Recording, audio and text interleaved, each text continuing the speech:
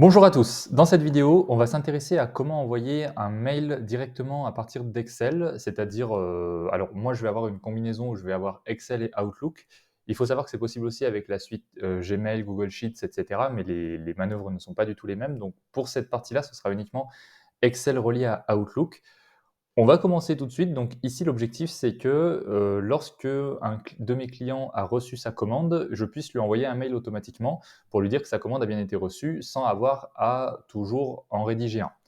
Donc, je viendrai juste après là-dessus. On va commencer par la partie un petit peu code, un petit peu technique. Pour ceci, il faut bien avoir activé l'onglet développeur dans Excel pour pouvoir avoir accès au Visual Basic.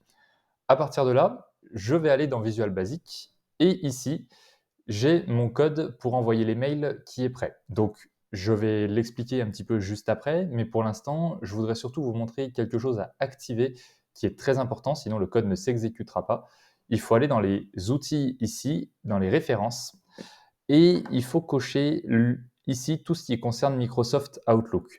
Pourquoi? Parce qu'en fait, on va autoriser Excel à faire le lien avec Outlook pour pouvoir, en fait, pour que les applications puissent interagir entre elles. Voilà. Donc, s'il n'est pas en haut comme moi, il faut aller chercher et puis cocher tout ce qui concerne Microsoft Outlook. Sans ça, le code ne pourra pas s'exécuter. Ensuite, d'un point de vue du code, je ne vais pas vous donner dans le détail tout ce qui se passe, simplement d'un point de vue global pour que vous compreniez. Vous avez d'abord l'appel de l'application Outlook ici avec ses 4 premières lignes. Puis ensuite, on va en fait créer un message, un objet qui sera un message Outlook dans lequel on va insérer des choses propres à notre feuille Excel. Alors, je vais me mettre ici pour qu'on puisse un petit peu voir ce qui se passe entre le code et le fichier Excel. Ici, ce qu'on peut voir, c'est que sur la droite, j'ai le point tout dans le message, c'est-à-dire qui sera mon destinataire. Le point tout, ici, je désigne la case D16 dans mon Excel. Pardon. La case D16, c'est celle où je vais rentrer le mail. Et comme ça, mon mail dans Outlook sera directement rentré. Ensuite, le sujet de mon mail, donc l'objet, ce sera livré, deux points, avec la case qui correspond au produit de mon client qui est livré. Donc ça, c'est la deuxième partie. Et enfin, le body, c'est-à-dire le corps de mon message où je vais avoir écrit « Bonjour, veuillez trouver ci-joint, votre commande a été livrée, excusez-moi, votre commande a été livrée », tout en insérant à nouveau le produit du client. Et l'objectif est également de récupérer le nom du client dans le « Bonjour monsieur ici ». Voilà, ou « Bonjour madame ».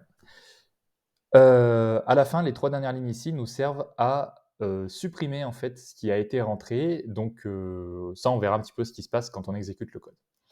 Alors, je vais exécuter ma macro. La première chose que je vais faire avant de l'exécuter, c'est que je vais vous montrer une petite option supplémentaire. Il faut savoir qu'une macro, on peut la relier à n'importe quelle forme, par exemple. Donc, ce qui est intéressant dans Excel, c'est que si on met une petite forme comme ça, par exemple, où on va écrire envoyer le mail, hop, dans le bon sens, on va écrire envoyer le mail comme ceci. On peut mettre un style assez visuel, voilà, on peut grossir un petit peu la police, etc. Et en fait, cette forme-là, ce sera mon bouton. Je vais faire clic droit, affecter une macro, et je vais affecter la macro envoie mail à ce bouton-là. Ce qui fait que mon code va s'exécuter à chaque fois que je clique ici. Pour mon test, on va dire que, alors l'idéal c'est d'avoir un fichier Excel automatisé qui vous renvoie ensuite, quand vous avez une commande reçue, vous cochez, et hop, ça vous renseigne le client. Mais pour l'instant, on va dire simplement que je note le nom de mon client, donc par exemple, monsieur Dupont.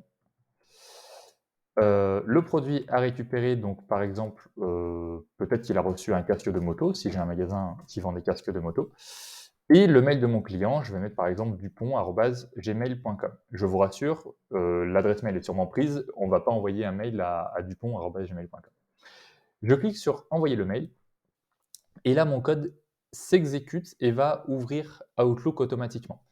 Ici, donc, mon message Outlook, vous avez avec en A le destinataire dupont@gmail.com, livré casque de moto, donc on a bien récupéré les cases. Bonjour monsieur Dupont, on voit que j'ai un petit défaut dans mon code, il faudrait que j'ajoute un espace. Votre commande de casque de moto est prête, vous pouvez la récupérer en magasin. Voilà, donc Très simplement, avec un petit code, vous pouvez générer un mail automatiquement. Vous pouvez programmer pour que ça envoie automatiquement. Je vais vous montrer rapidement ça. Si vous allez dans développeur ici, vous pourrez voir qu'en fait, moi, je demande le point display à la fin, ce qui est en fait une demande pour afficher le mail. Si vous voulez l'envoyer, il faut juste écrire .send et à ce moment-là, votre mail part automatiquement directement à vos clients. Je vous remercie d'avoir suivi cette vidéo. Si vous avez des idées de thèmes à traiter sur Excel, n'hésitez pas à me les donner en commentaire.